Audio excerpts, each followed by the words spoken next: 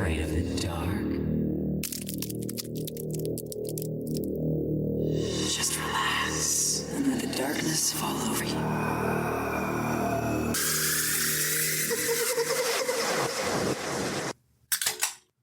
Welcome to Afraidish, a podcast where we take a deep dive into the history and paranormal while enjoying some tasty adult beverages. From ghost sightings to hauntings, urban legends and cryptids, let's get weird and afraid-ish together.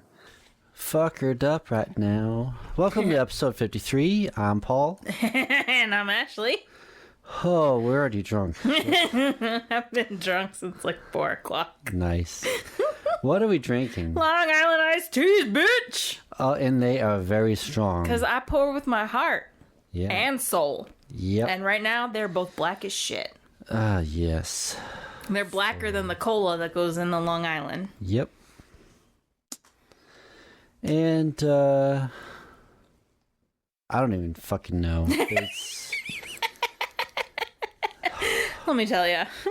Let me just tell you. America's going to hell in the handbasket. Listen. On fire. Listen. I've already seen multiple posts being shared. Screenshots of posts being shared. Not editing names out by men. Nick Fuentes is one of them, and he is now a fucking senator for whatever fucking shithole state he crawled out of. Talking about how women don't have a choice if a man wants to impregnate her.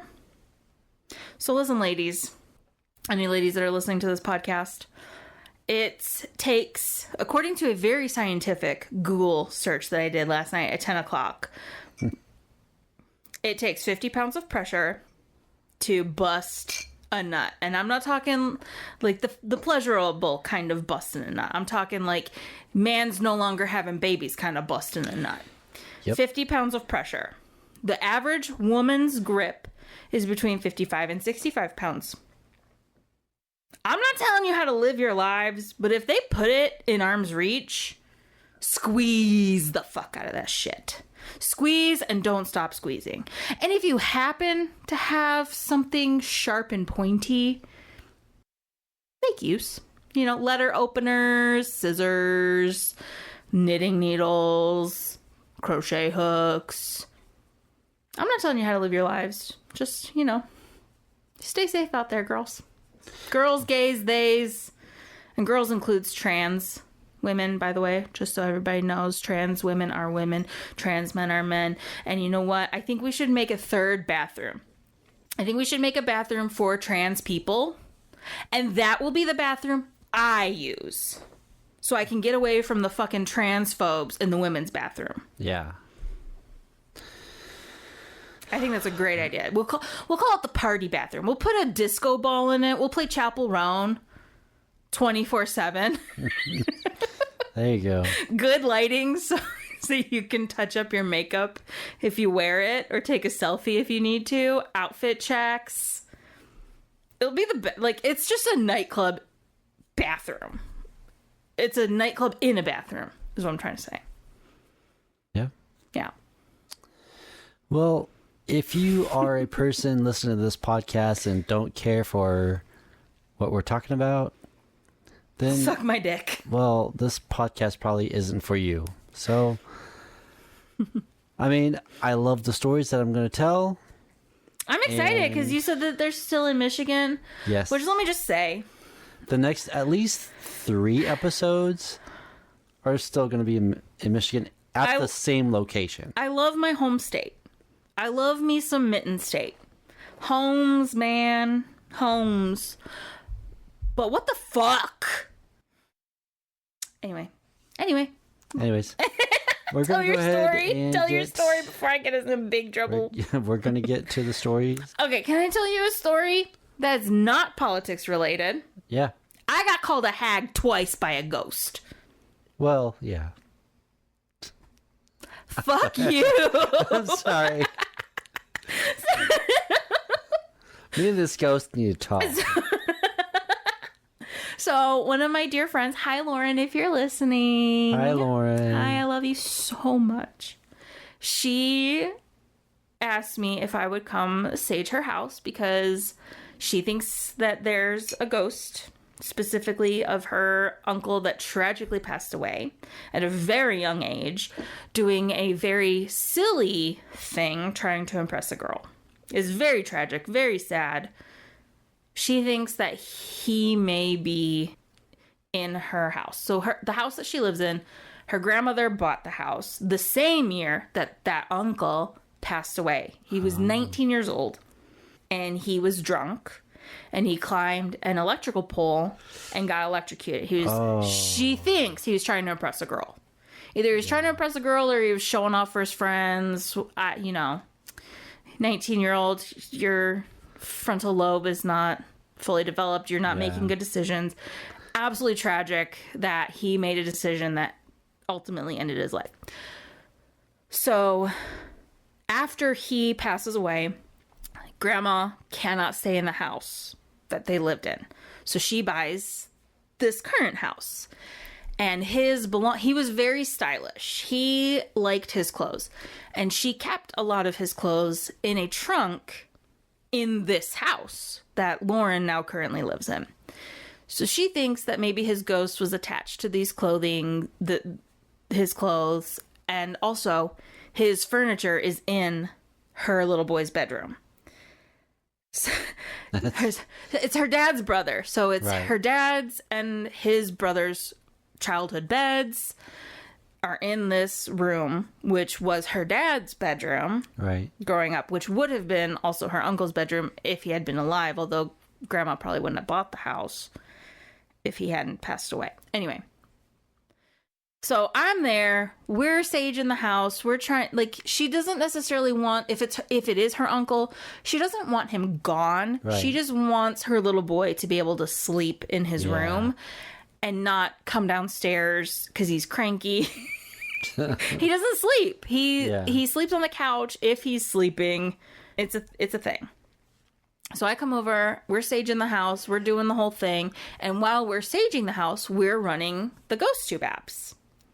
And it was very interesting because it did say uncle several times, both on regular GhostTube and GhostTube Vox, which Vox is the one where it cycles through the radio signals. Yep. It said uncle on that a couple of times. We were talking about her grandma who's passed away of old age in the house. She was on hospice, passed away in the house. And while we were discussing grandma, the GhostTube app said she's not here. The basement was very active. And what was funny was Lauren left to go pick up her two youngest kids from school. They go to daycare school. Yeah. So she went to go pick them up. And literally, I was alone downstairs in the basement.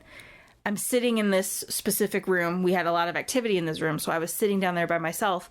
And the GhostTube app says granddaughter, and I hear Lauren's car door close. Oh shit! I was like, well then. Yep. But anyway, so back to being called a hag.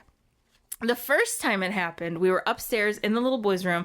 There's this attic access door, which when you open it up, it's just the air vent pipes, the aluminum tubes that stretch from vent to vent.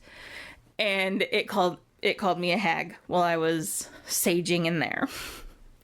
And then an hour later, we were downstairs in the kitchen and her phone said hag. And either immediately after or immediately before, my phone said moron. And then at some point, I don't remember when, because I was there for a couple hours. My phone also said imbecile. And if you'll remember, when I went down to Eureka Springs last July with the girls, it called us idiots. Yep. So I'm this ghost, this app really doesn't like me. Right. So then I got the idea, is it my brother? Is it Justin? Is he just shitting on me? Because that would be so him.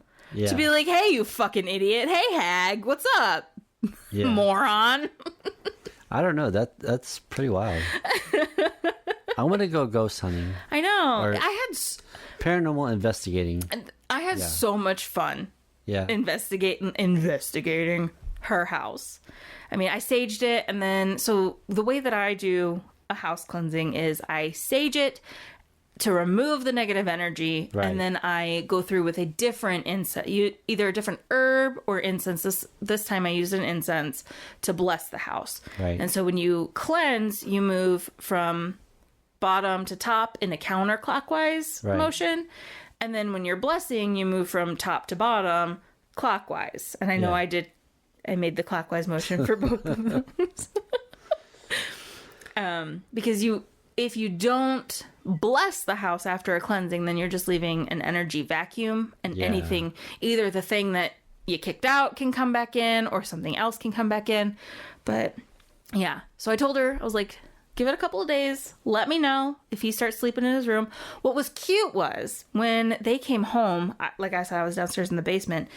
She came down with the kids, and the little boy he points at the incense stick in my hand. He was like, I smelled that upstairs. And I was like, oh yeah, do you like the way it smells? He's like, yeah, it smells good.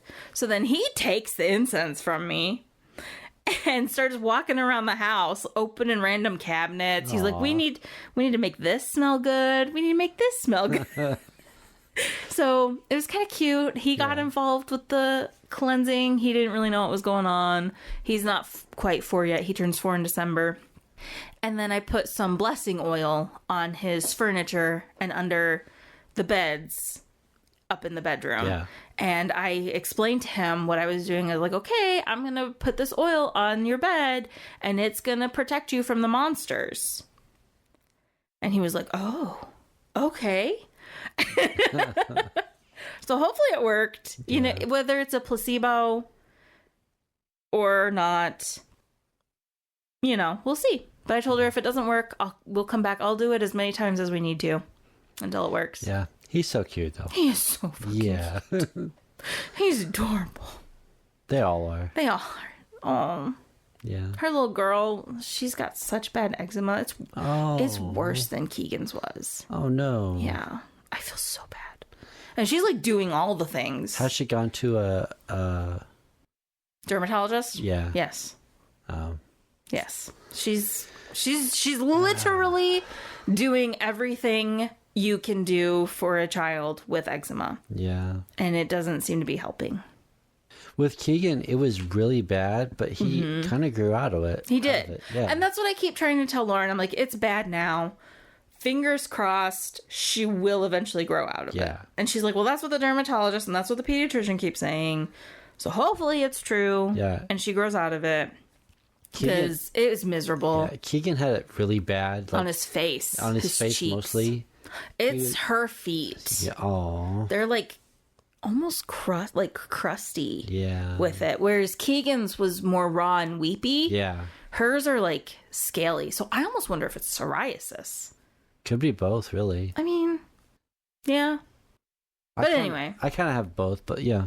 I mean, who doesn't have a skin condition? Yeah. Perfect skin is a myth. Yeah. Healthy skin is perfect. All right. If you are still listening.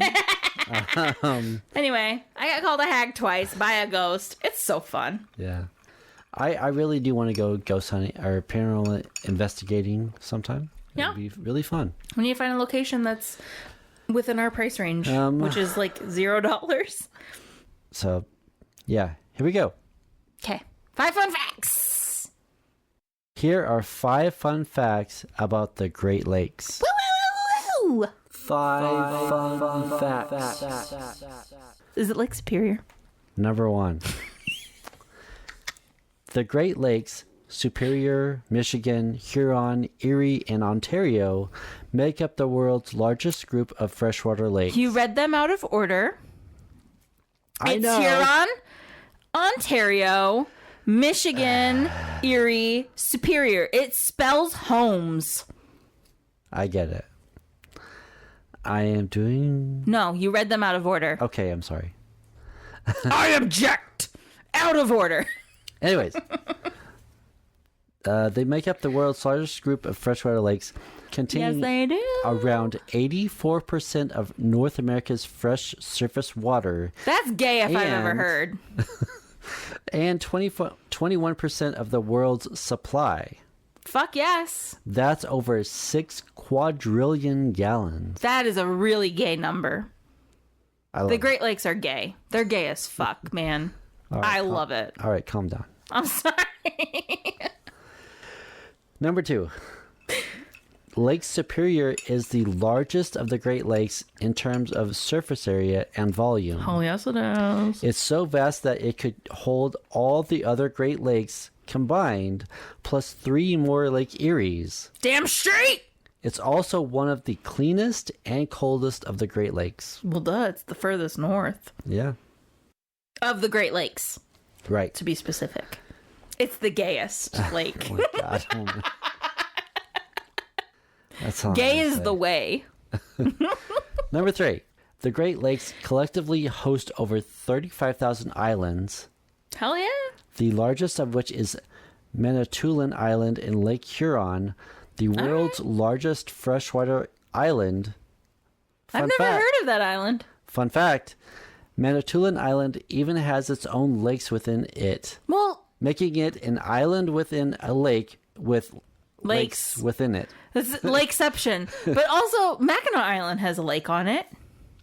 It's a small lake, but it's Yeah. a lake. Right. Or is it more of a pond? But it's still a lake. If it's a pond, it's a baby lake. So I count that. Okay. Lakeception. Anyways. I've never heard of that lake. I went on Lake Huron. I went pontoon boating on Lake Huron once on a family camping trip. They wouldn't let me drive the boat, even though I was the only licensed boater on the boat at the time. That is insane. But I was also in 8th grade. So, yeah, Manitoulin Island has its own lakes. That's Sweet. pretty cool. Manitoulin. Number 4. The Great Lakes region is home to diverse ecosystems supporting over 170 species of fish, Hey. rare bird species, and even venomous snakes. Fuck that. It also hosts unique plant species found nowhere else, Sweet. such as the rare dwarf lake iris, Ooh. Michigan's state wildflower, which only grows along the Great Lakes shorelines. I'm Googling that shit. That is pretty cool. You said dwarf Dwarf lake iris. iris. Yeah. And now I'm hearing Goo Goo Doll's iris. It's pretty. Ooh, Iris lacustris. Right. The dwarf lake iris is a plant species in the genus Iris, subgenus Limneris, and the section Lophiris. It is a rhizomatous, beardless, perennial plant native to the Great Lakes region of northeastern America. Nice. All right. Number 5. The 5 lakes are interconnected by rivers and smaller lakes, forming a massive waterway. Yes. This allows ships to travel from the Great Lakes to the Atlantic Ocean Yes. through the St. Lawrence Seaway, Yes. which is pretty fucking cool. I don't believe that there's any archaeological evidence to support that the Vikings made it all the way to the Great Lakes. But wouldn't that be super fucking rad if my ancestors made it to the Great Lakes? So it's like I come from Scandinavia, like my Right. DNA. Yeah. Genetically speaking, I come from Scandinavia, and Scotland and Wales is like the big 3 on my chart.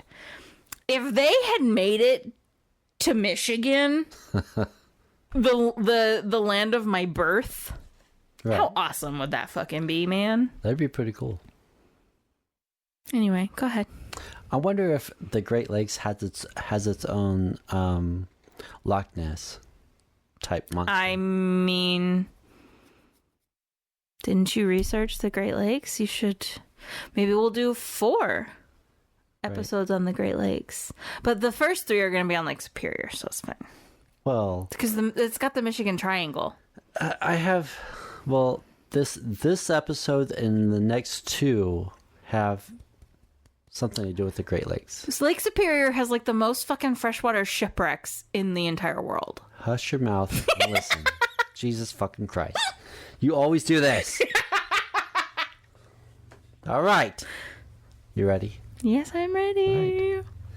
Tonight, we plunge into the murky depths of the Great Lakes, uncovering eerie tales, haunted shipwrecks, and mysterious disappearances. For some, the Great Lakes are simply an expanse of fresh water, a beautiful geographical feature in the heart of North America. But for others, well, they know these lakes for what they really are. Graveyards. For over 6,000 shipwrecks, tens of thousands of souls lost, and, as local lore will tell you, many may still roam the waters to this day. I mean, there's literally a floating corpse in Lake Superior. That's insane. If you watch Ask a Mortician, she covered it. There's a whole song written about Lake Superior that never gives up its dead. It's fine. It's cool. That's crazy. Anyway. Watch Ask a Mortician on YouTube. She's awesome. We'll explore shipwrecks that mysteriously vanished, ships that came back only as ghostly apparitions, and survivors who swear they encountered something otherworldly in those frigid waters. I mean. So grab a drink and settle in because the waters are deep, the tales are dark, and these spirits are not at rest. And the Long Island is Long Islanding. Dude, this is like I am so fucking drunk right now. Anyways, I'm going to try to get through this. We must look back to understand why the Great Lakes hold so many ghost stories. Because they're great. Yes. Picture and this. Gay. Yeah. Sorry. Let me talk. God damn. Every fucking episode. No, but back to when I was investigating Lauren's house the other day, when I was using Vox, every single time I opened my mouth, that's when it chose to like say something. So we never heard what it was trying to say. Because like I would say something and then we would wait. And nothing, complete silence. And then I would open my mouth and I would start speaking and then it'd be like, and I'm like, that is funny. I'm doing to you what Vox did to me. Anyways, picture this. The Great Lakes, Superior, Michigan, Huron, Erie, and Ontario. Out of order. Spanning 94,000 square miles. Almost 100,000. I mean, in the 17th and 18th centuries, they were the main highways for settlers, fur traders, and industries. Yep. As these lakes connected Canada and the U.S. Canada.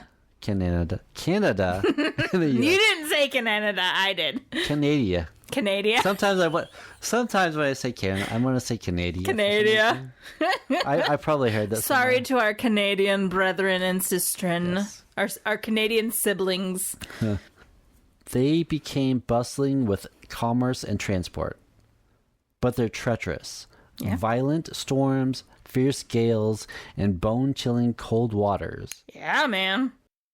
The sheer number of vessels that traverse these lakes set the stage for catastrophe, mystery, and, as we'll see, ghosts, hauntings. The story of the Great Lakes began long before steel freighters or cargo schooners plied these waters. Tankers.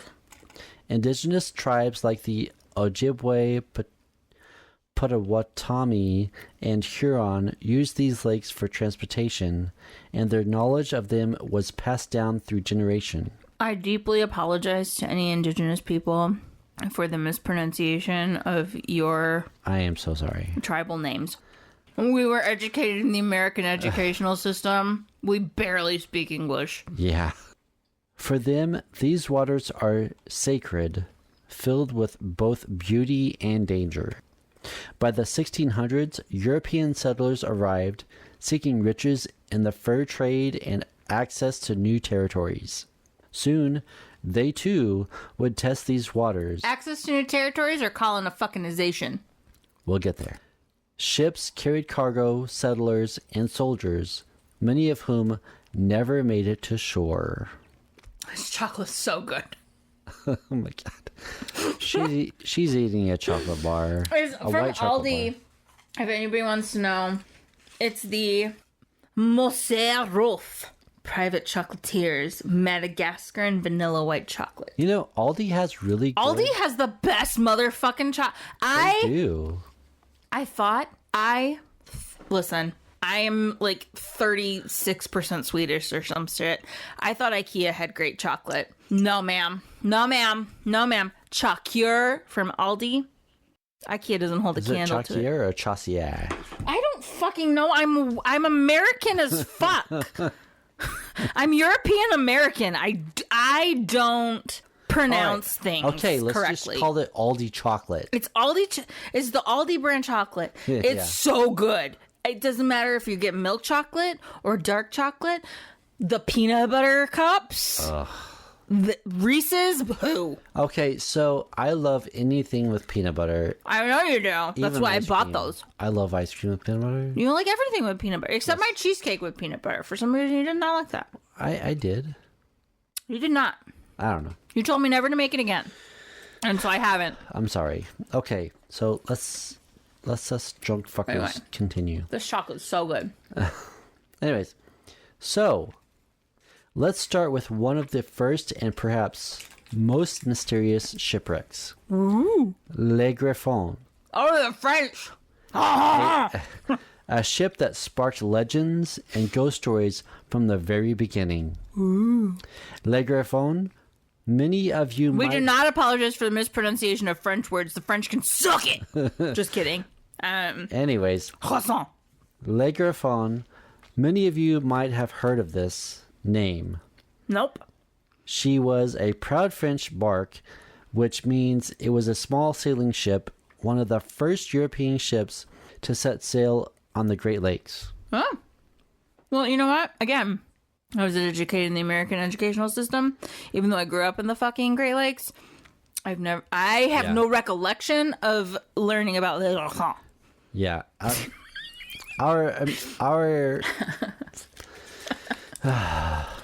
Our schooling system is going to be more fucked up. It's gonna get so like if you think it is bad now, just wait. So Trump wants to Idiocracy is about the movie Idiocracy is about to go from fiction to prophecy. I was literally thinking that like yesterday. You know, but I was thinking like the movie Idiocracy is going to become a documentary. They went looking for shoes. They were like, this is a stupid society of the future. Right. What kind of stupid shoes would these people wear? They found this shoe company that was making these ridiculous, stupid shoes. And so they put all of the cast of Idiocracy in these shoes. Do you know what shoes they were? What? Crocs. I know you hate Crocs. Yeah. Anyways. I did own a pair of Croc flip-flops. Right. Where the sole was Crocs, but the thong part was leather. Yeah. Most fucking comfortable flip-flops I've ever owned. I will concede to that. Crocs are comfortable. Yeah. I will be dead before you catch me in a pair of Crocs. Yeah. I get it. Gibbets, they do not help. Stop trying to make them into cowboy boots and high heels. Oh, jeez. They're ugly as fuck. Like, listen, if you're a nurse or if you work in food service or if you just, like, need comfortable shoes, I'm not judging people who wear them. You'll never find them on my feet. Although I probably should. I have very strangely shaped feet, and Crocs would probably be good for me. Probably. But I will not wear them because I have self-respect. And I found a pair of Doc Martens. You know this. Yes. I found a pair of Doc Martens at Ross for $80. And I bought the fuck out of them. I will not take them off of my feet. Which is cheap for Doc Martens. For Doc Martens, it's $100 less than retail. Right. I saved more than half. Right. So obviously, like, I was losing money if I didn't buy them. Right. And honestly, I think that the amount of times that I have worn them since I bought them, I have more than made my money back. Yeah. It's crazy. I've had them for a week. Anyways, let's continue.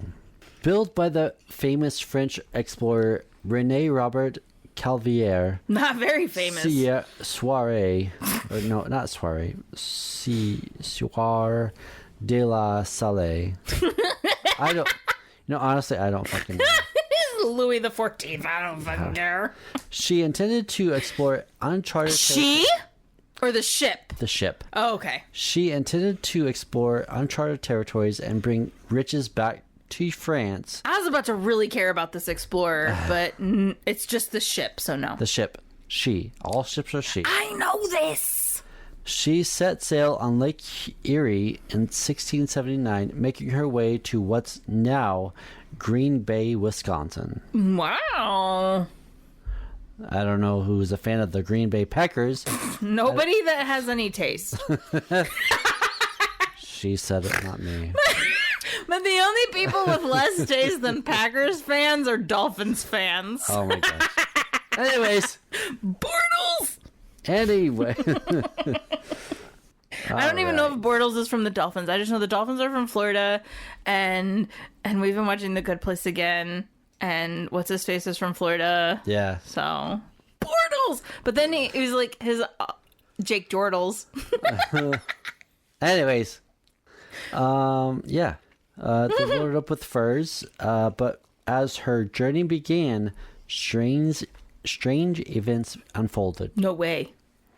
Legend has it that it was aliens. Legend has it that she... You're so drunk. I can't even speak or read. Anyways, legend has it that as she embarked, Native American tribes warned LaSalle that the Great Lakes were guarded by spirits. Listen, if an indigenous person, doesn't matter where you are, if you're in Australia and an Australian indigenous person tells you something, if you're in America and an American indigenous, listen. Yeah, because they've been there for thousands of years, way before your dumbass. Hundreds of thousands of years. Yes. Okay. So listen. I may be drunk, but I may be able to read this. I don't know. Despite these warnings, the Griffon sailed, and there was no sign of her for weeks. Because a Frenchman would know more than an Indian. Then, as if swallowed whole, she vanished without a trace. No fucking way, man! There was no wreckage, no survivors, just the mystery of a ship lost to history.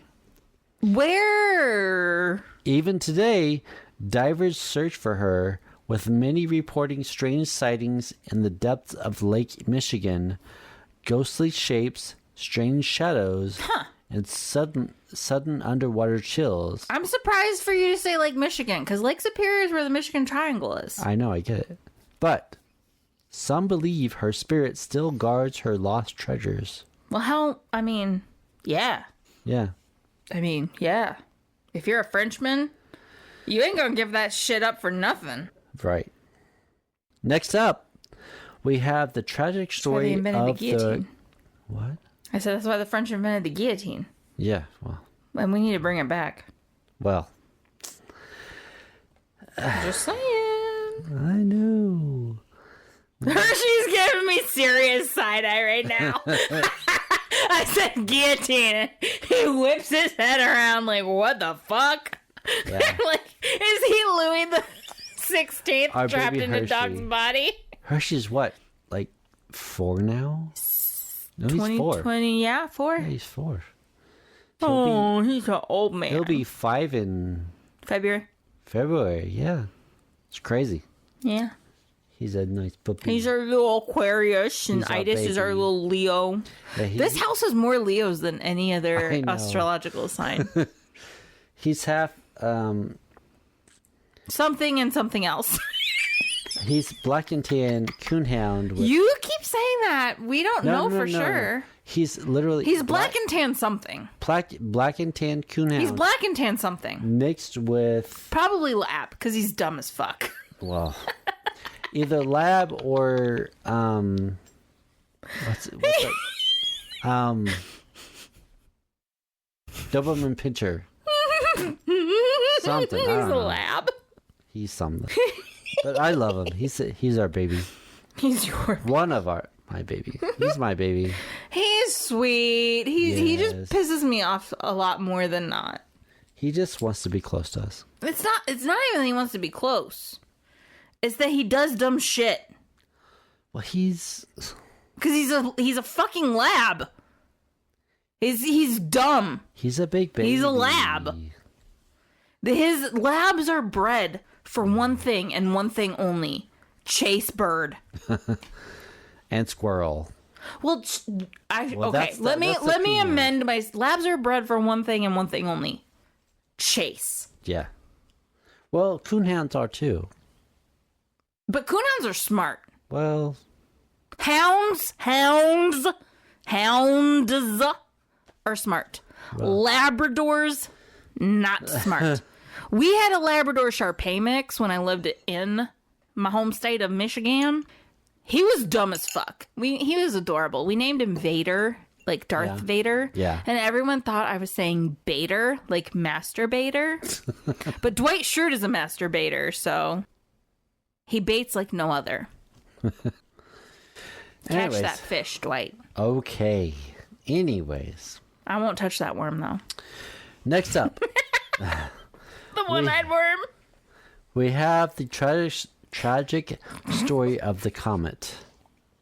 Now, if the Griffon was shrouded in mystery, the comet was cloaked in bad luck. Shit. Like me. Built as a passenger steamer, she quickly gained a reputation, not as a fast and luxurious vessel, but as a cursed one. The comet was involved in multiple accidents before she finally met her end. On her last journey in 1875, she collided in a dense fog with another ship. Let me guess. The guy who built it was either cursed by or warned by a Native American, and he didn't listen. Probably. I don't know. Anyways. Listen. Oh my god, we were so fucking drunk. It's so bad. We're gonna get so canceled. Anyways, we're not gonna have any listeners probably. Probably Anyways, not. It'll be you. On her last journey in 1875, she collided in a dense fog with another ship, Shit. the Manitoba. Survivors recounted that an unearthly scream filled the air as the comet sank into Lake Superior's cold depths. I mean, Since then, the sailors passing Whitefish Bay have reported seeing ghostly lights in the fog, flickering, fading, and even vanishing, just like the comet herself.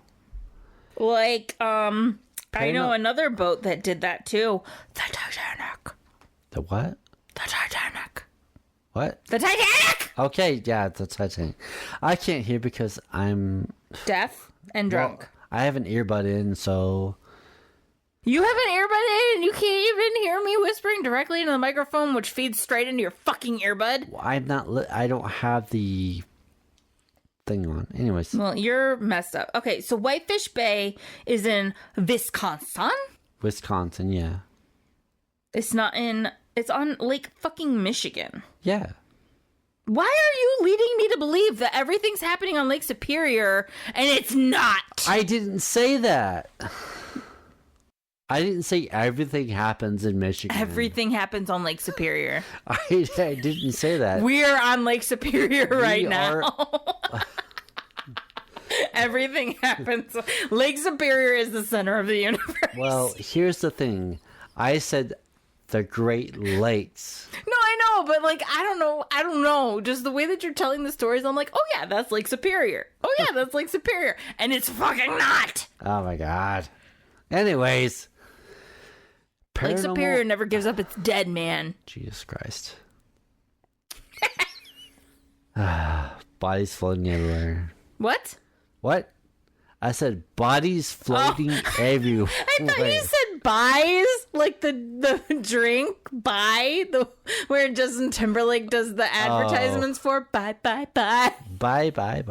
Bye's No. floating everywhere. Anyways, paranormal enthusiasts claim it's the spirit of the comet. Does the boat have a spirit, or would it be the spirit of the people on it? Forever drifting in the fog, searching for something or someone. Or a place to dock? Some call it an atmospheric phenomenon. Others call it a warning. But locals know it as the ghost lights of Whitefish Bay. Oh. Why does that sound like a movie? Probably is. I don't know. Stop looking at me like that, Hershey.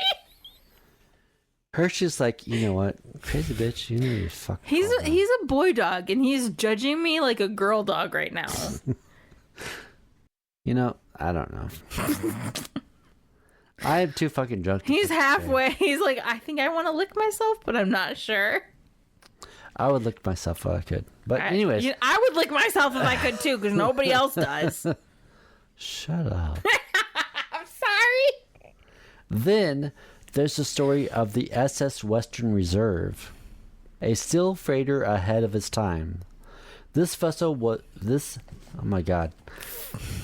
This vessel was lighter, faster, and could carry more cargo than others. Probably not, actually. Because that's why it's tragic. At the time. What they believed. But there was once... What they wanted it to be, but it wasn't. But there was one catch. Sailors claimed it was haunted. No fucking way! No way, bro. Crew members often spoke of an ominous presence on board.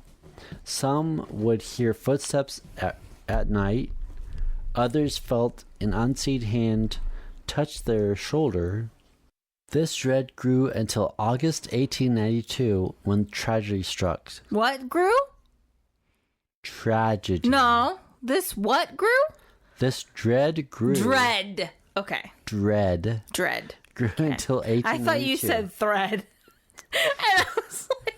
When tragedy struck, the Western Reserve cracked in half in a massive storm on Lake Superior.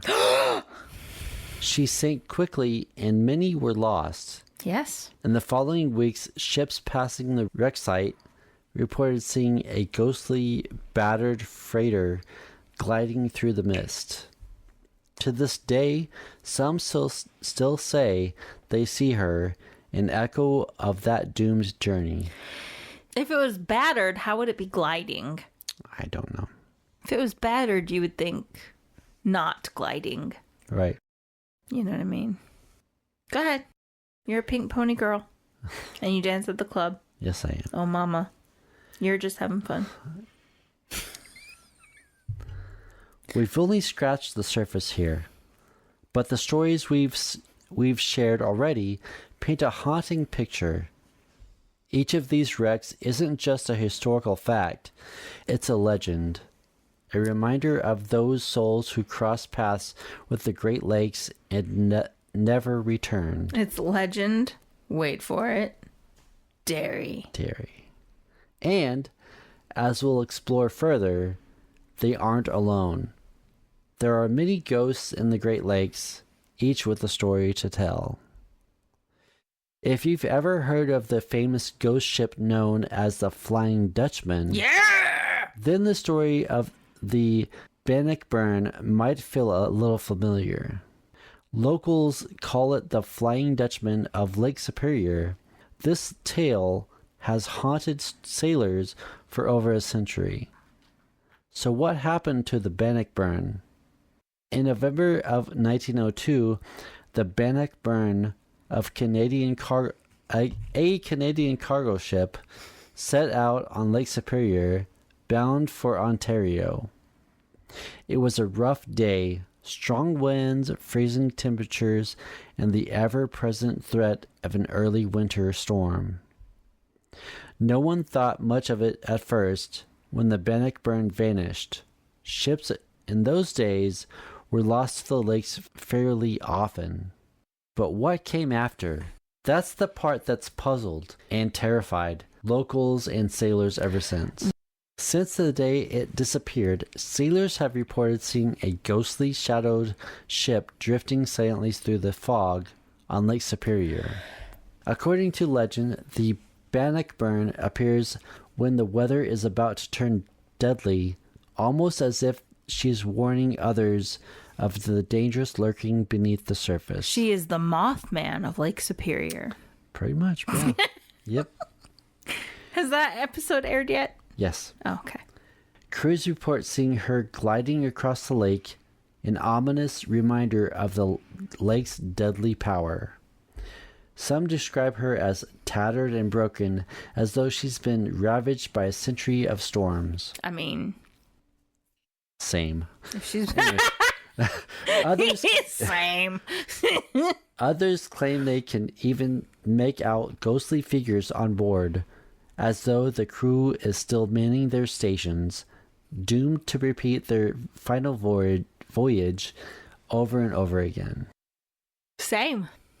Moving deeper into Lake Superior, we find another eerie tale.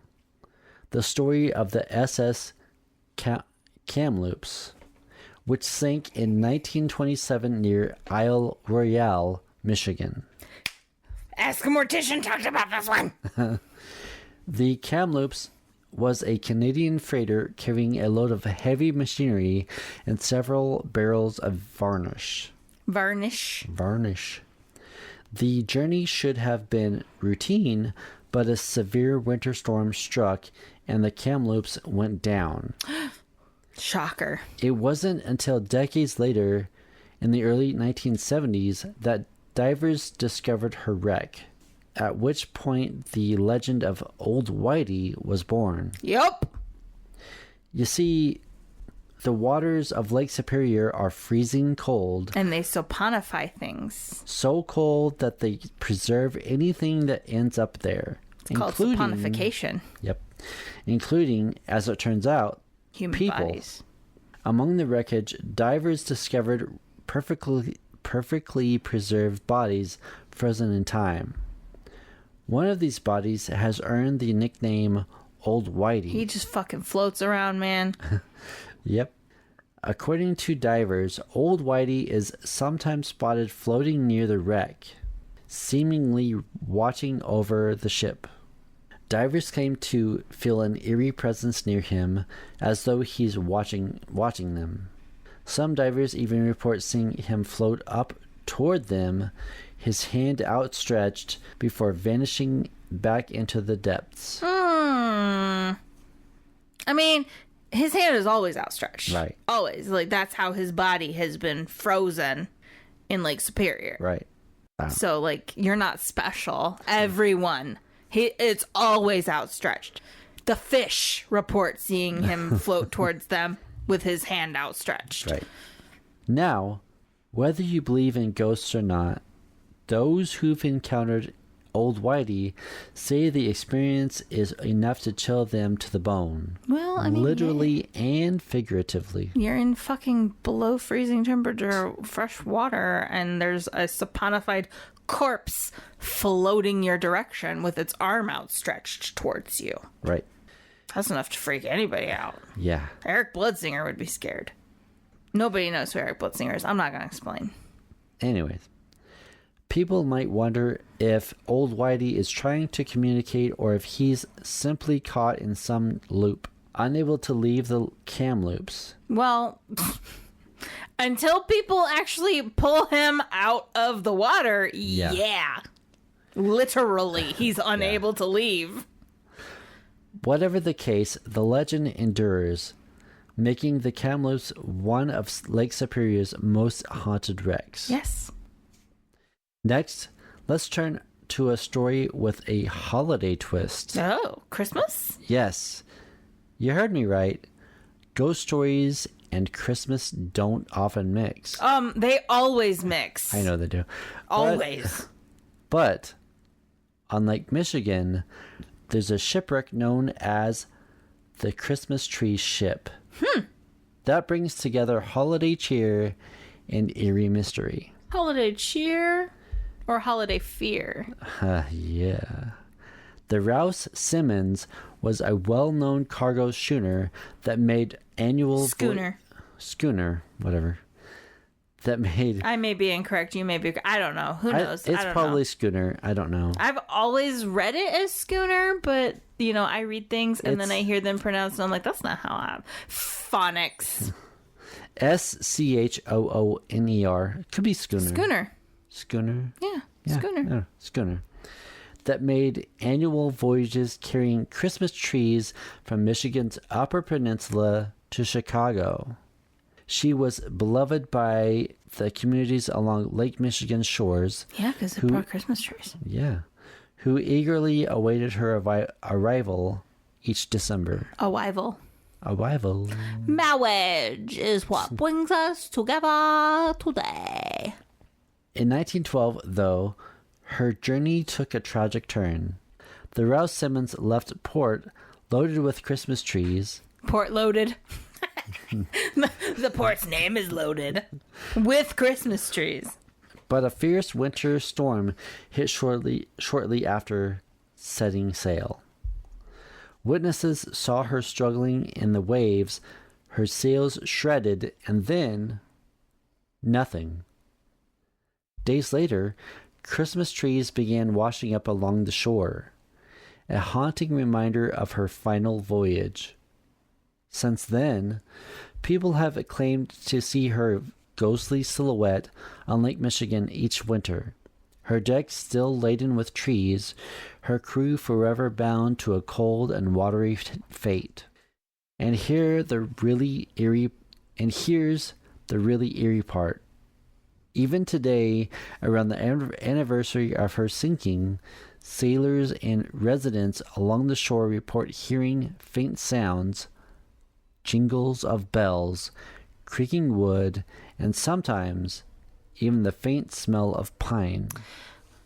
It's as if the Rouse Simmons is still trying to finish her last Christmas delivery. I'm just curious, like, you're hearing creaking wood. Are you saying that you're on the lake in December and you think that you're hearing a ghost ship pass by? Or are you on land and you're hearing a ship that's out to sea? Means I'm using air quotes, actually. You're really fucking crazy. Shut the fuck up. Sorry. 50 pounds of pressure, man. 50 pounds. I have a really strong grip. My balls are shrinking right now.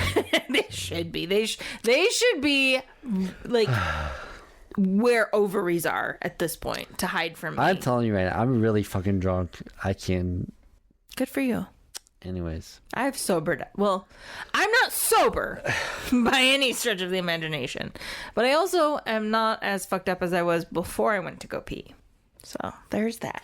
There's hope for me yet. Well, anyways. I'm just curious where these people are when they think that they're hearing creaking wood. Probably on the shore. I don't know.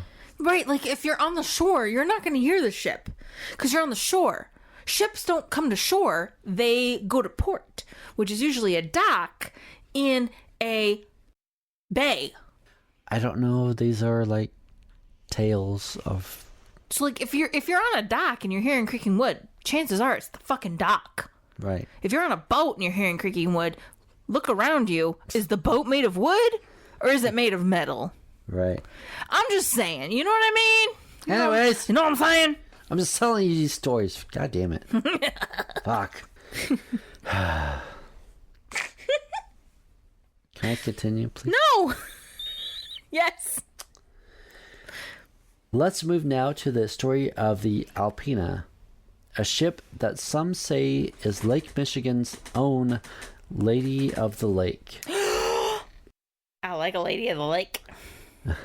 The Alpina was a side-wheel steamer that disappeared without a trace in 1880, along with her crew and cargo. For years, pieces of the wreck washed up on shore, life vests, logs, personal belongings, and with these fragments... Oh, like a riverboat. Yeah. Okay. I was like, what the fuck is a side wheel steamer? It's a fucking riverboat. Yeah. Okay. What's the name of it? Alpina? Yeah. Alpina? Okay. Alpina? No. No? Alpena. ENA. SS? I don't fucking know. SS Alpina? Why am I seeing pictures on Google of SS Alpina? Anyways. In Cleveland. Oh, Jesus. Cleveland? Christ. Jesus Christ. Let me continue. Fuck Cleveland. Go ahead. For years, pieces of the wreck washed up on shore. Life vests, logs, personal belongings. And with these fragments came the sightings of a spectral lady in white, gliding over the lake near where the Alpina is thought to have sunk. Did she have a sword? No. Damn it. Okay. Not all white ladies have swords. No, but the Lady of the Lake does. Well, she is without a sword. Well, we gotta fucking... she's holding back. Witnesses say this Lady of the Lake appears when storms are brewing, sometimes glimpsed along the shoreline, other times out on the water. Like floating on the water? Probably. She's I would like to see this. Sorry, read your thing.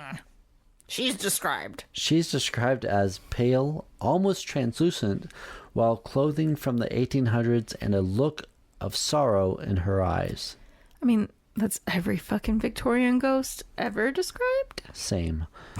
Some believe That's me too. Some believe she's searching for her lost ship or perhaps her loved ones who perished with her. You know, with my melanin deficiency, my description of my race is pale, almost translucent. With a look of sorrow. Yeah. I'm the Lady of the Lake. Yep. Locals and sailors alike have reported this apparition numerous times and swear she vanishes into the mist as quickly as she appears. It's because I have other places I need to be.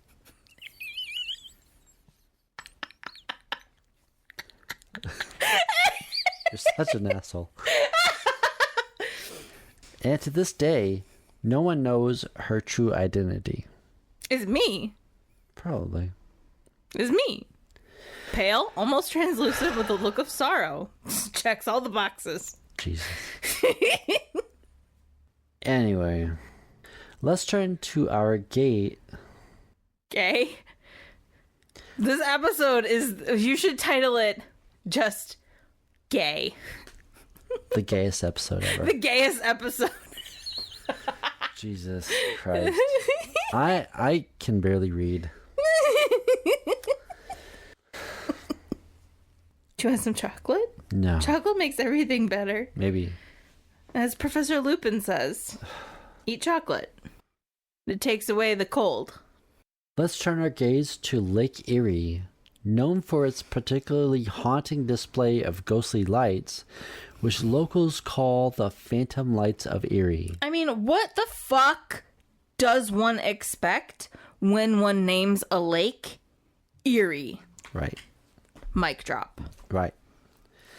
Lake Erie, shallow and often prone to storms, is responsible for more shipwrecks than any other Great Lake. Yeah, and lake effect snow, too. One of these wrecks involved a steamship that caught fire in the early 1900s. Shit. Sinking with all its passengers and crew. Shit. Yeah. Shit. What is it about these shipwrecks that keeps them alive in our imagination? They're fucking tragic as fuck, man. Right. Like, nobody wants to fucking drown to death. Yeah. Burning alive and drowning to death. Two most fucking terrifying concepts in death. Also hanging and when your neck doesn't break and so you're just fucking dangling there. Yeah. Which I don't want to talk about, but I've had a lot of thoughts about over the last year and a half. Yeah. So there we go. Anyways. If you know, you know. Is it the mysteries surrounding their disappearances or the tragic fates of those who never returned? Both. Maybe it's a reminder of how powerful and unforgiving the lakes can be. Yeah. But one thing's for sure. These aren't just tales of sunken ships and broken masts. No. They're stories of people, lives, and souls who were caught in the throats of nature's wrath and whose some believe are still there. Listen. Waiting, watching, and maybe even commiserating. Jesus fucking Christ. It's actually watching, waiting, commiserating. But it's fine. It's fine. The entire time I was reading the Shepherd King Chronicles, they said watching, waiting like a bunch of times. And I was commiserating. Yep. You said that last time. Yep. Anyways. I say a lot of things a lot of times. Okay. They're stories of people, lives, and souls who were caught in the throes of nature's wrath and who some believe are still there, waiting, watching, and maybe even reaching out to those who pass by. Who will commiserate. Jesus fucking Christ.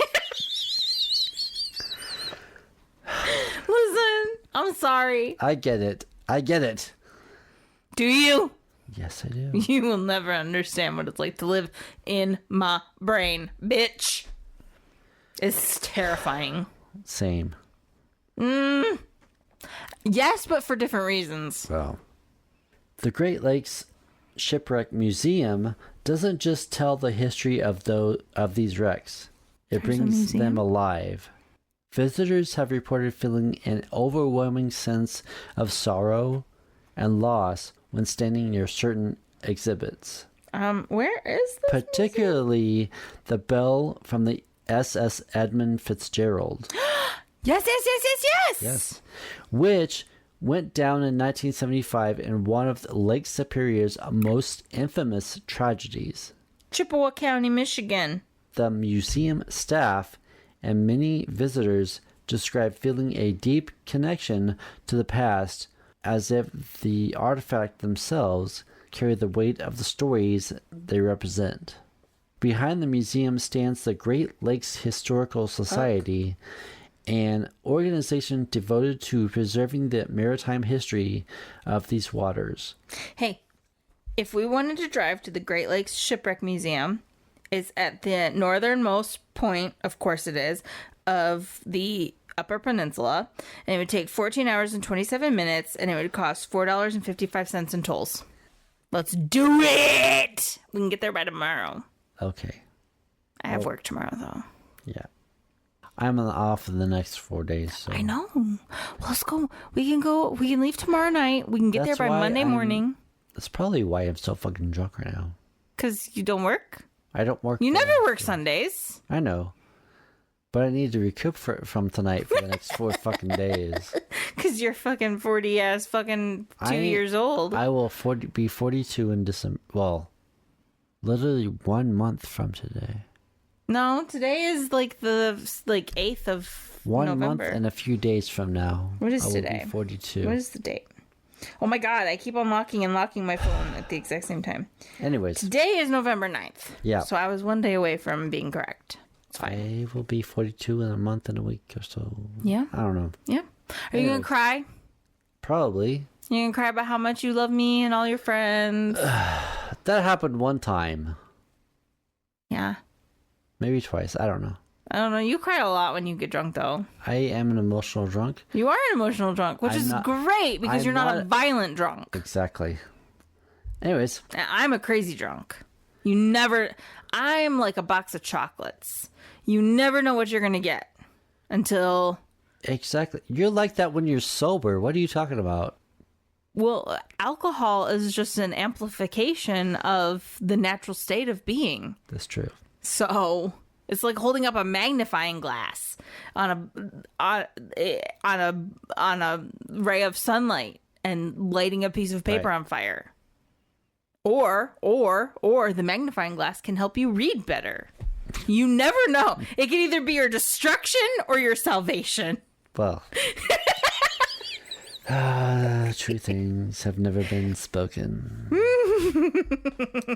Anyways, through their Peachman Great Lakes Shipwreck Research Program, they've spent decades locating, documenting, and sometimes even recovering wrecks from the depths of these lakes.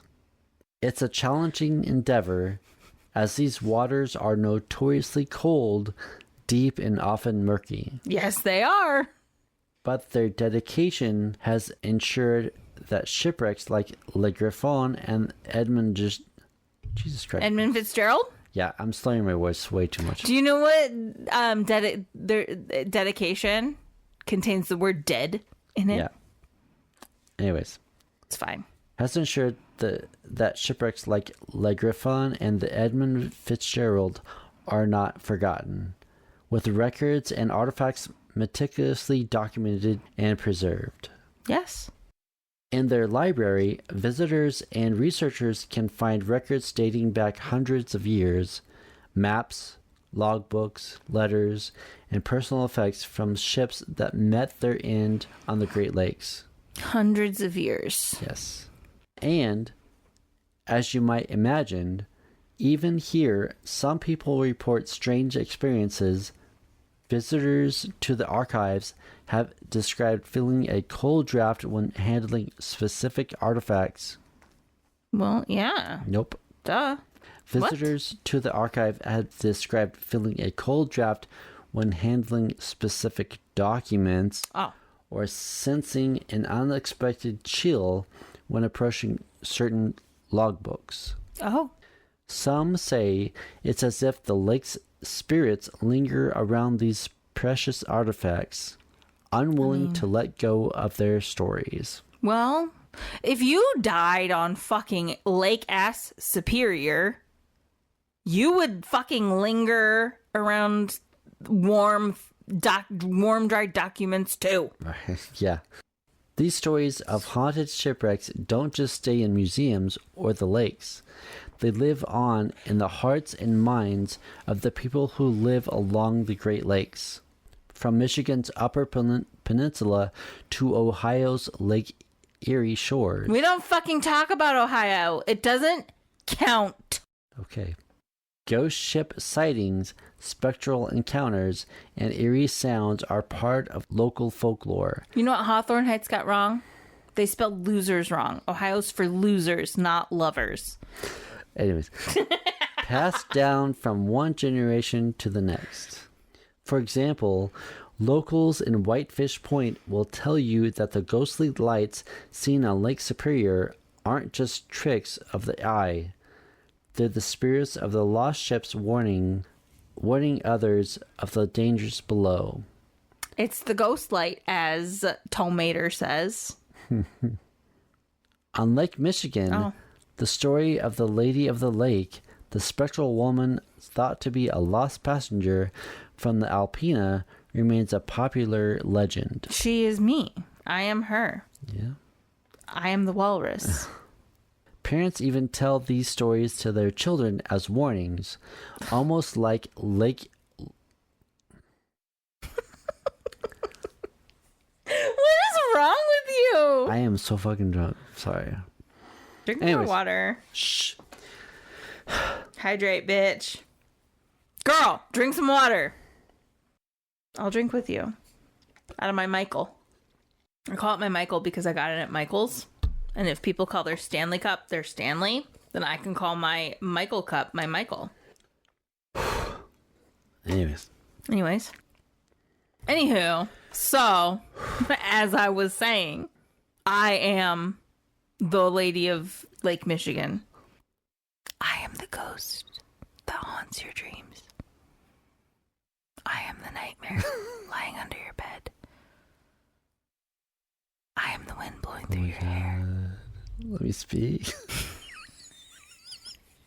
I'm cutting this out. No, don't. It's funny. I'm funny.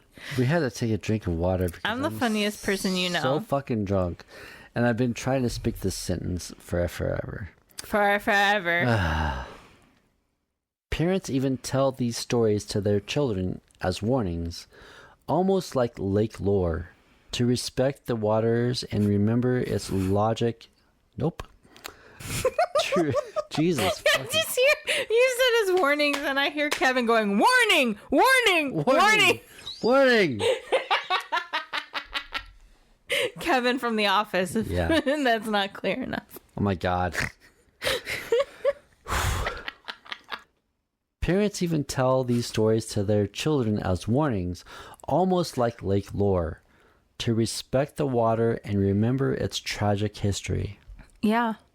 Through storytelling, these tales remain part of local life, keeping the memories of the ships and their local crew. Nope. Oh my God. You're so fucked up. I am fucked up. It's depressing, honestly. If I wasn't so fucked up myself, I would be very depressed for you. Too drunk to read a story like this. Through storytelling, these tales remain part of local life, keeping the memories of the ships and their lost crews alive. Every year, ceremonies are held, like the annual memorial for the Edmund Fitzgerald, where families and communities gather to remember those lost. These rituals have become part of the region's identity, as enduring as the lakes themselves. I mean, I think the lakes are more enduring than the tales told by the people that live on them, because our lives are extremely short in the grand scheme of things, and the lakes are glacial lakes. They're fucking millions of years old. They have been here long before we were born, and they will be here long after we die. Oh yeah, for sure. Yep. Artifacts aren't just memories. They're sometimes believed to be vessels for the spirits of the people who interacted with them. Yeah. One particular artifact at the museum, a compass from the schooner Helen Strong, has a peculiar history. It was reportedly found intact, though the ship herself was lost. Some museum visitors and staff say that if you stand near the compass long enough, it feels as though the room grows colder. Paranormal enthusiasts believe that objects like these may hold onto the spirit of the ship and its crew, drawing its energies from the past.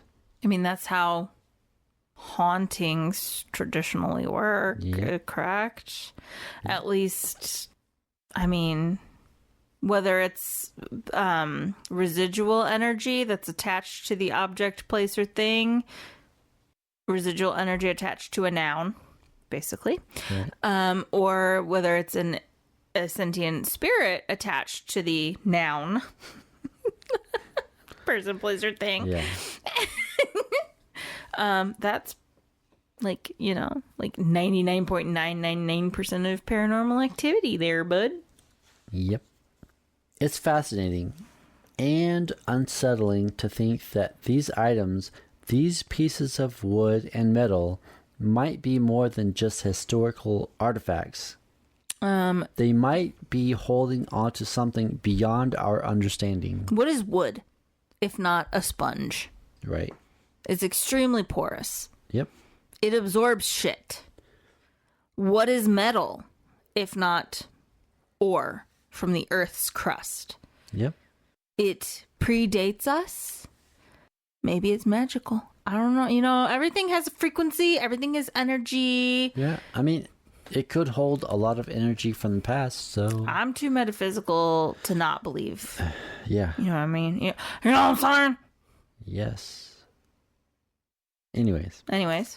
Preserving history isn't just about archiving facts and artifacts. It's about honoring the lives that were lost and the mysteries they left behind. The Great Lakes have a history larger than life, and it lives on in these preserved artifacts. Yeah. In the whispered legends, and perhaps even in the spirits of those who never made it to shore. When we remember these ships and their fates, maybe, just maybe, we're keeping something of them alive. Yeah. A thing doesn't truly die. Like, in Mexican folklore, a person doesn't truly cease to exist until the last person who remembers them dies. Right. Exactly. So, I mean, that's the pharaohs of ancient Egypt. They thought that they could obtain immortality by keeping their name Right. for basically what we would know now as posterity. Yeah. As long as people remembered their name, a part of their soul would stay alive. That's not the entirety of the Egyptian afterlife, but that's a big part of it. Yeah.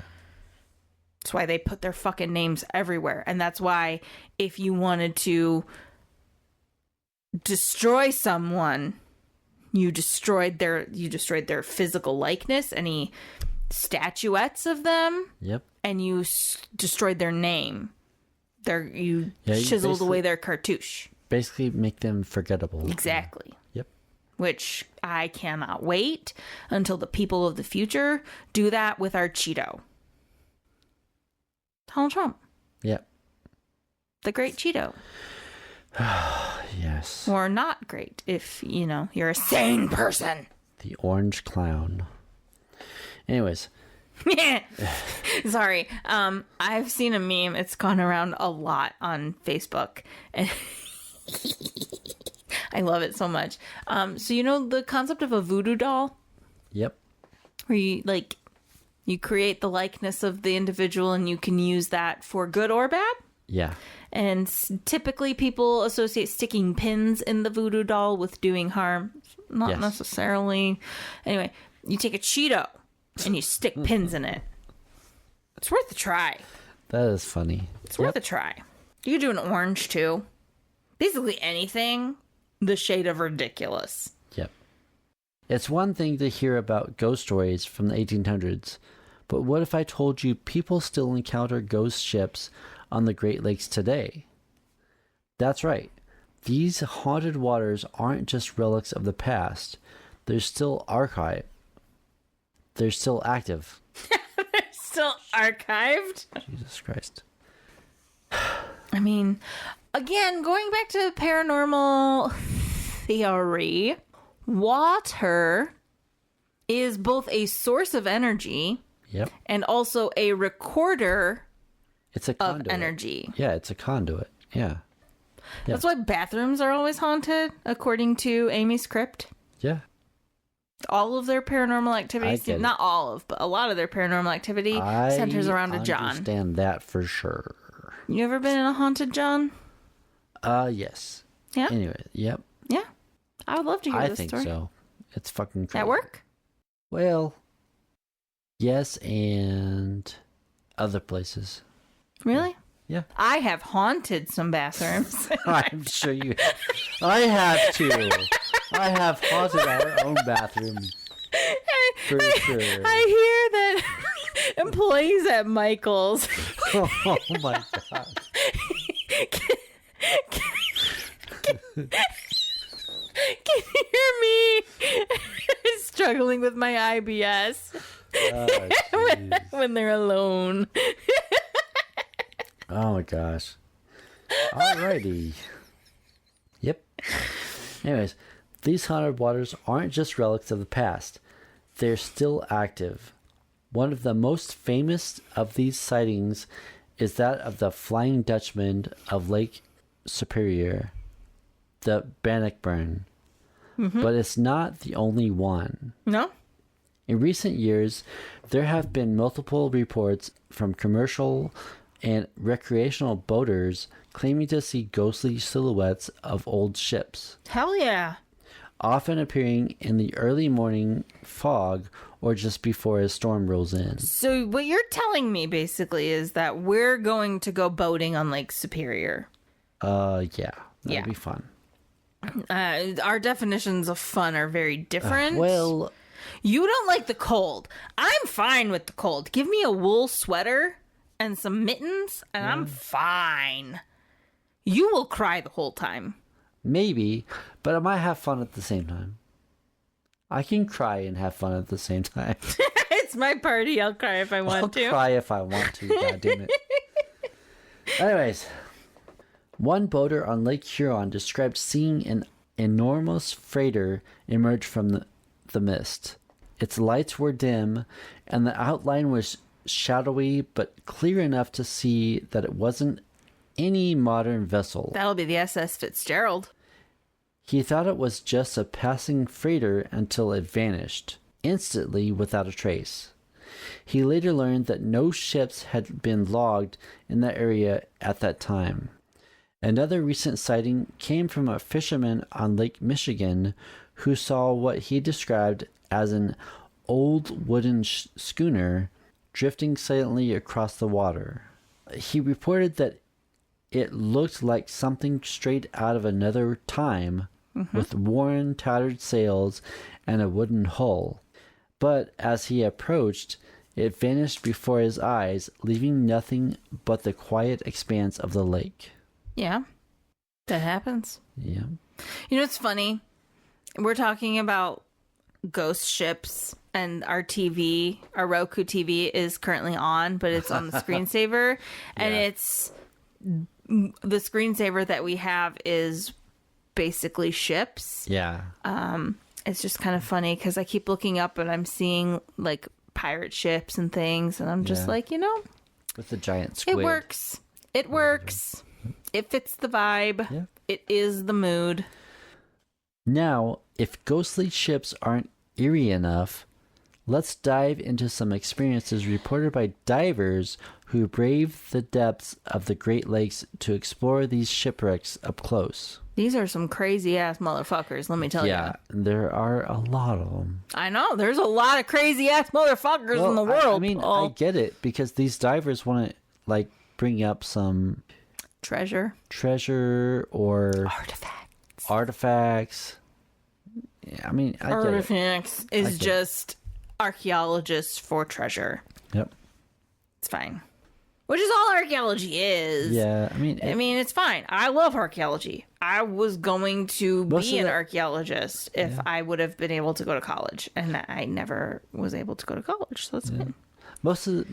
Almost all of this stuff goes to the Great Lakes Museum. So, which is, I mean, at least it's not going to the British History Museum. Yeah. That's like a positive. That is for sure.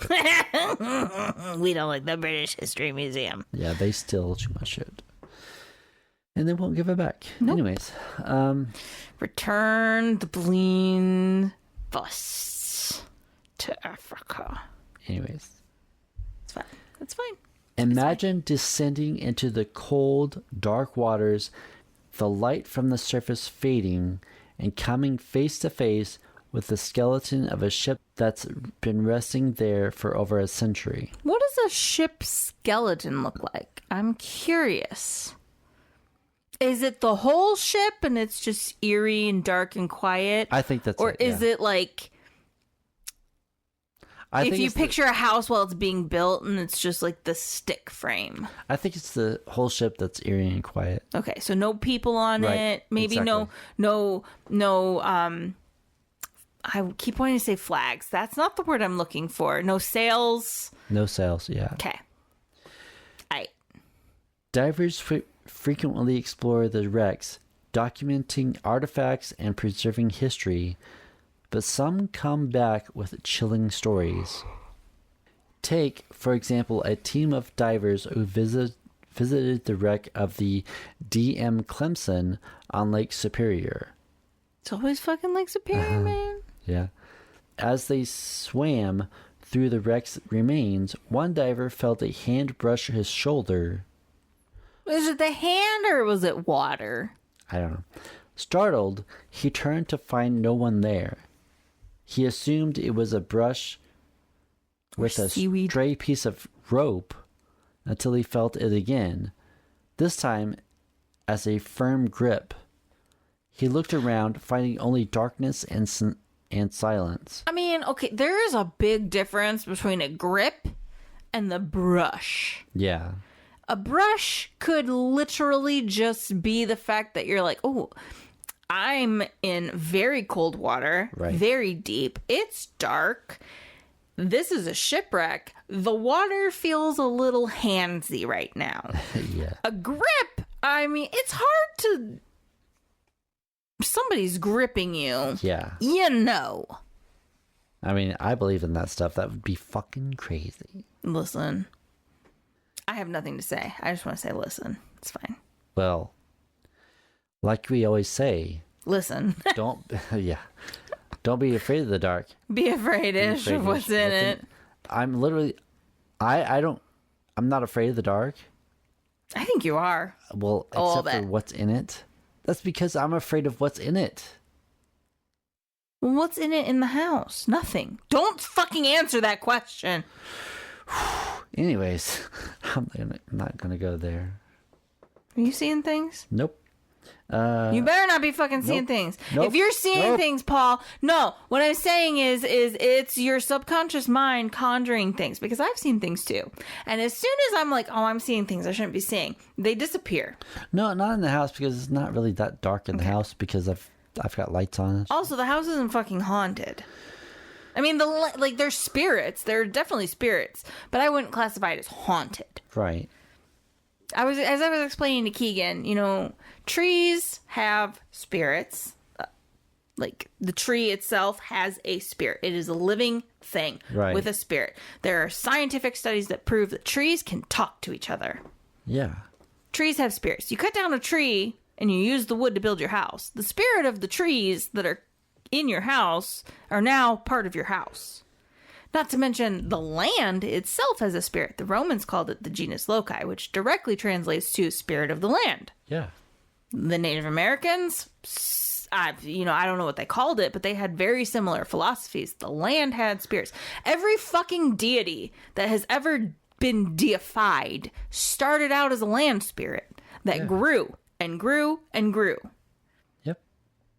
So, like, Keegan was like, is, like, everything haunted? And I was like, well, not haunted, but everything has a spirit. Yeah. At least one spirit. But our house is not haunted. The outside is, but the inside is not. Yeah, I've never felt anything inside. Well... I mean, I've felt things inside, but not, Yeah. I've never felt uncomfortable inside this house. No, I mean, I've never felt like I'm being watched. Well... In that kind of way. I know you have. Yeah, in the bathroom, taking a shower, but that's about it. Yeah, never. I have. Never. I feel like something's watching me while I take a shower. I mean... Maybe it's gay. Well, I don't care, but as long as it finds me attractive, I don't care. This is the gayest episode. This is the gayest episode. I mean, anyways. Anyways. If you don't already know, gay is the way. It is the way. Gay is good. Startled, he turned to find no one there. He assumed it was a brush with a stray piece of rope until he felt it again, this time as a firm grip. You've already read this. I know. He looked around, finding only darkness and silence. Yeah. The encounter shook him enough to refuse to dive at that sight again. Well, that's a bummer. Yeah. But also, I understand. Other divers have reported hearing faint voices or feeling a sudden, inexplicable coldness as if something or someone were watching. How do you hear a faint voice underwater? I mean, I'm sure you can. I mean, I grew up on the lake. Not necessarily the Great Lakes, but there were like 8 lakes walking distance from my house. That is a slight over-exaggeration, but also not totally. Right. I grew up on the lake. We grew up in the water. You can hear people underwater, but it's very muffled, and you have to be shouting in order to be heard from a very short distance. Yeah. So how are you hearing faint voices underwater? I don't know. I have no idea. I just want to, like, unless it's in your head, like you're hearing it in your head, but it's not ambient. Right. It is not coming from your environment. It's coming from your brain. So either they're speaking to you telekinetically. No. Psychically. Telekinetic. Oh my God. Jesus Christ, woman. Telepathically. Yeah. Or I don't know. I have no explanation. Go ahead. Keep going. Anyways, one diver exploring the Kamloops wreck on Lake Superior described seeing a pale face suddenly appear in the water right around Old Whitey. That would be Old Whitey. The preserved corpse rumored to haunt the site.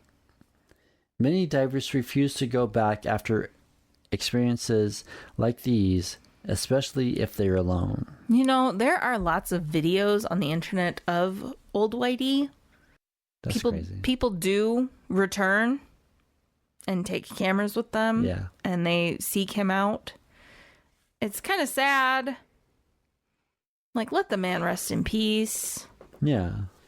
But also, it's interesting to me. Like, I know there's kind of a scientific reason why nobody's ever retrieved the corpses of the Kamloops.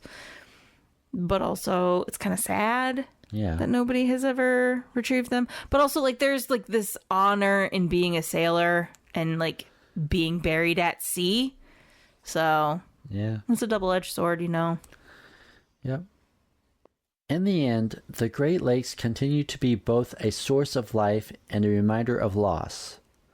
The waters carry not only our history, but perhaps our spirits as well. As technology advances, we might uncover more answers, more artifacts, and maybe even more souls left behind. But as the ghostly sightings and strange encounters remind us, these lakes are not silent. They carry the whispers of those lost, their tales echoing in the depths, just waiting for someone to listen. And I think that's really all they want at the end of the day is just for somebody to listen. I think that's most spirits, pretty much. So I asked the ghost in Lauren's house multiple times. Like, what's your favorite color? What's your favorite food? Yeah. And about an hour-ish after I asked what its favorite color was, GhostTube said the word yellow. Yeah. And I mean, like, yeah, it was a really long lag time. Yeah. But also, like, spirits aren't on our time scale. Right. You know what I mean? So to me, like, I try to remember most of what I say and what I ask when I'm participating in that kind of activity. Because to me, at any point they could respond. Again, they're not on the same. They're on Jeremy Bear Me. Yeah. They're not in Earth time. Yep. So, as we end our journey tonight, I leave you with this thought. When you're near these lakes, whether it's Lake Superior's vast, brooding expanse or the quieter shores of Lake Erie, remember brooding is a good description for Lake Superior. Yeah. Remember the countless lives that have passed through these waters. The stories we've shared tonight are more than ghost tales. They remind us of the lake's power, beauty, and mystery. Mm-hmm.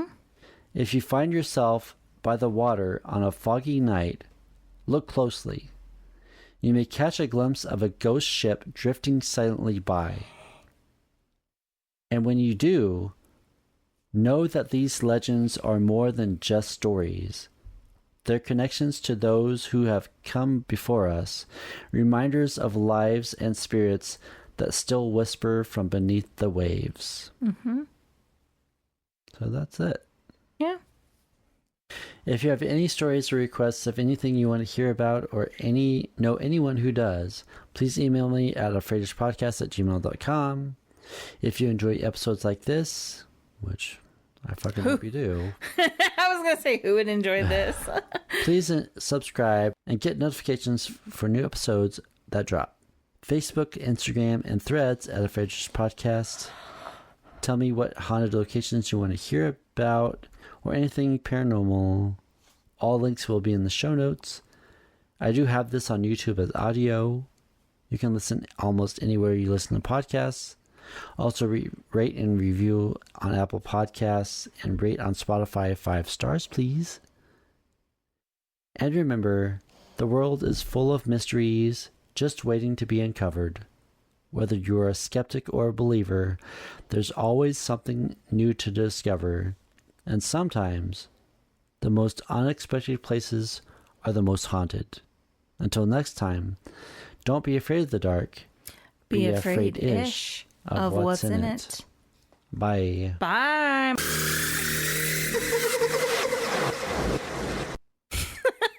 You're so fucked up. I am fucked up. It's depressing, honestly. If I wasn't so fucked up myself, I would be very depressed for you. Too drunk to read a story like this.